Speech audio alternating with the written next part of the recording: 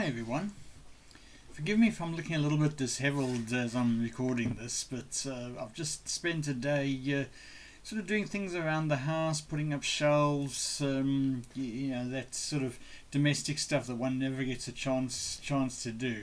But my wife's happy, and that's the most important thing, and our home is looking all the better for it. But just thinking of today's reflection, I'm reminded of when my colleague from work went to the post office for stamps the other day, and she arrived back at the office and realised that although she'd paid for 3 packs of first-class large letter stamps, the person who served her had taken the money but didn't give her the stamps. Of course, she was frustrated that she had to go back to the post office to sort out the matter, but thankfully they took her at her word and they gave her the stamps.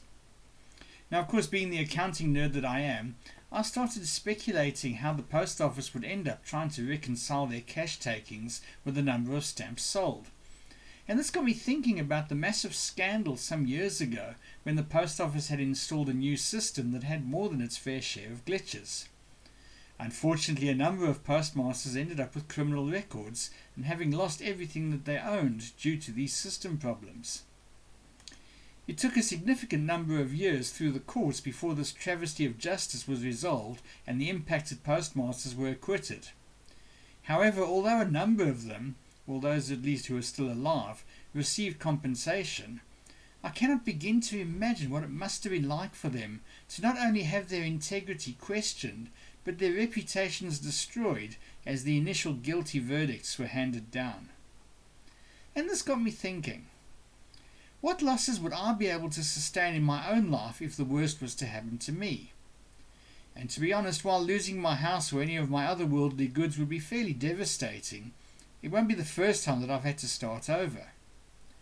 Losing my wife and son would be far more traumatic. After all, you can replace your possessions, but you can't replace a loved one. But losing my reputation, my integrity, I imagine this would probably be up there in terms of the worst loss that I could possibly sustain.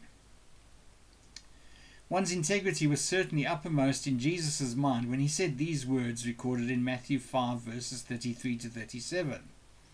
And quoting from the Message, he says, "And don't say anything you don't mean." This counsel is embedded deep in our traditions. You only make things worse when you lay down a smokescreen of pious talk, saying, "I'll pray for you," and never doing it, or saying, "God be with you," and not meaning it. You don't make your words true by embellishing them with religious lace. In making your speech sound more religious, it becomes less true. Just say yes and no. When you manipulate words to get your own way, you go wrong. Now, some translations speak about not making vows on earth and under heaven, which has led some to believe that one should not make any form of oath or promise at all. However, I'm not convinced that Jesus was referring to a situation in a modern court of law where someone being questioned on the witness stand is asked to make an oath to the effect that their testimony represents the truth. Instead, what Jesus certainly is saying is that we shouldn't be putting up smoke screens with all sorts of complicated waffle. In fact, that often shows a lack of integrity. True integrity is being forthright with an unequivocal yes or an honest no, and then standing by that declaration.